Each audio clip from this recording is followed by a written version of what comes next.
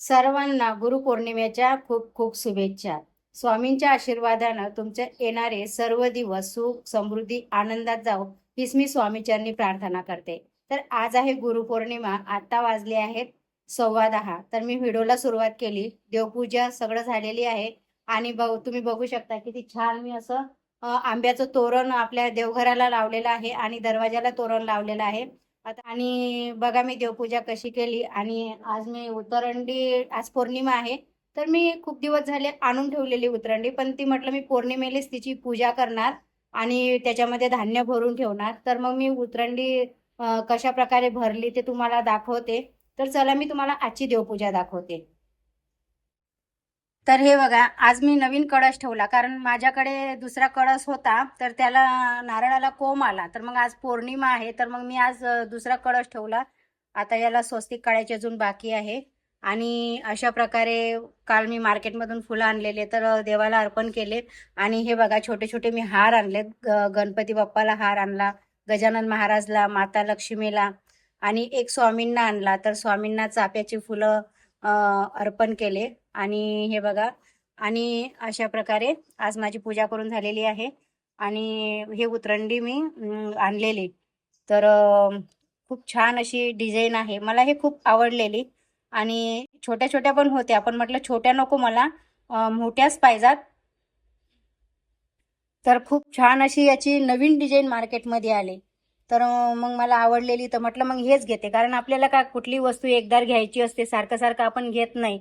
आणि मग त्याच्यामुळे याच्यामध्ये ना मी अख्खे मूग भरलेत, याच्यामध्ये चवडी भरली, आणि याच्यामध्ये चणे भरलेत, आणि याच्यामध्ये मी मटकी भरली, आणि याच्यामध्ये हळद भरले. आता गहू तर नव्हते, तर हे आपल्याला धान्य पौर्णिमेत, म्हणजे प्रत्येक पौर्णिमेला आपल्याला बदली करायचं आहे, तर आपण याच्यामध्ये दुसरं पण धान्य ठेवू शकतो, गहू, ज्वारी. आणि तांदूळ माझे राहिलेत भरायचे, तर याच्यामध्ये ना याच्यामध्ये मी तांदूळ आणते.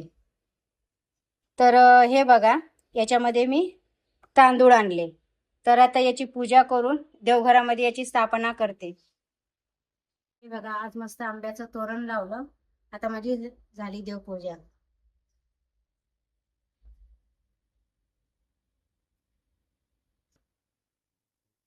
आणि हे बघा, इथं उतरंडी ठेवलेली आहे. आणि अशा प्रकारे, तर तुम्हाला ही उतरंडी आवडली का, याची डिझाईन आवडली का, मला नक्कीच कमेंट करून सांगा. तर झाली आता माझी संपूर्ण देवपूजा झालेली आहे, पण तरी आता स्वामींची पूजा करायची बाकी आहे. हार आणला, हार चढवायचा आहे. अशा प्रकारे मी बाहेर रांगोळी काढली, दिवा लावला, आणि हळदीचं लेपन केलं. पण आज मी असं थोडं पातळच हळदीचं लेपन केलं आणि ही अशी रांगोळी काढली, कारण बाकीचे कामं पण खूप होते. आणि हे बघा, अशा प्रकारे दरवाजाला छानसं असं तोरण लावलं आंब्याचं, कारण गुरुपौर्णिमा सणावाराला असं आंब्याचं तोरण लावणं शुभ मानलं जातं. अशा प्रकारे गुरुपौर्णिमेची जेवणाची तयारी सुरू आहे. तर याच्यामध्ये पुरणाची डाळ टाकली 1 ग्लास, आणि याच्यामध्ये भात टाकला, कारण दही भाताचा नैवेद्य देवीला द्यावं लागते. बघा, अशा प्रकारे 21 दिवे बनवायचे आहेत. तर आता 21 दिवे बनवायला घेतले. हळूहळू स्वयंपाक करते, कारण आता सगळं जेवण बनवायचं आहे, पुरण, भजे, पापड वगैरे. तर पहिले दिवे बनवते, त्याच्यानंतर मग हळूहळू सगळं जेवण बनवते.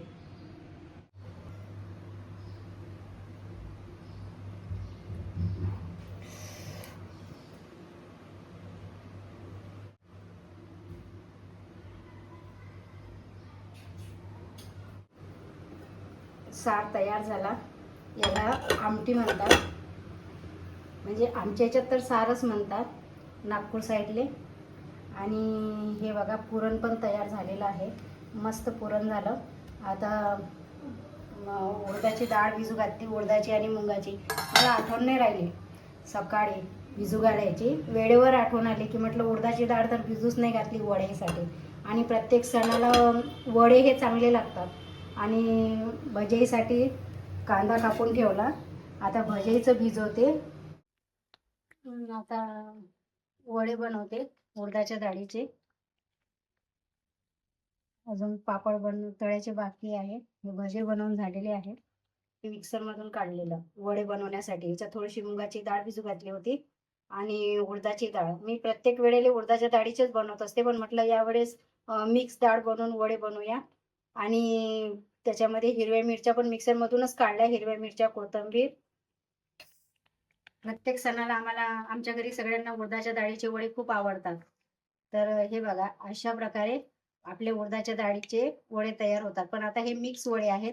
मुगाची डाळ आणि उडदाची डाळ याच्यामध्ये मिक्स भिजू घातलेले मी, आणि मग त्याच्यापासून वडे बनवते. नाहीतर प्रत्येक वेळेला उडदाच्या डाळीचे वडे पण खूप मस्त लागतात. तुम्ही एकदा बनवून बघा असे वडे. आता पुरणपोळ्या करते. मग संपूर्ण जेवण बनवून झालं माझं. नंतर आता पूजा मांडायला घेतली.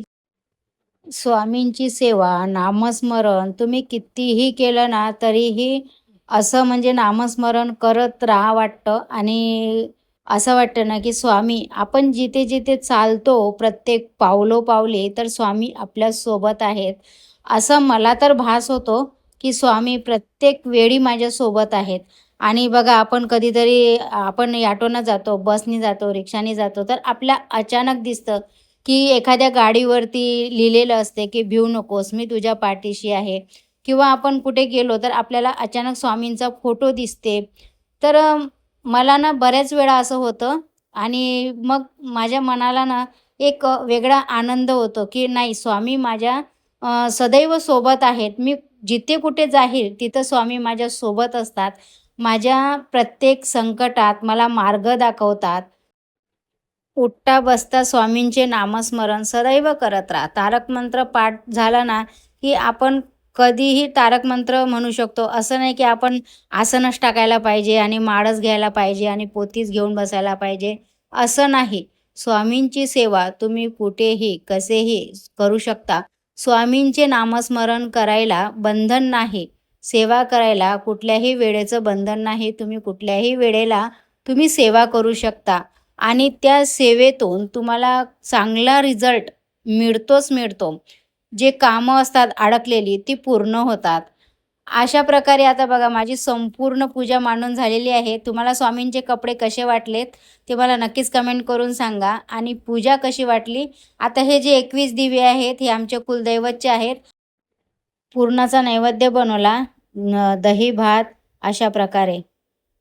तर आज झालेली आहे गुरुपौर्णिमेची पूजा, कुलदेवताची पूजा, 21 दिव्यांची आरती, पुरणाचा नैवेद्य, संपूर्ण पूजा झालेली आहे. सर्व कामं माझे झालेले आहेत. आता संध्याकाळची फक्त देवपूजा बाकी आहे.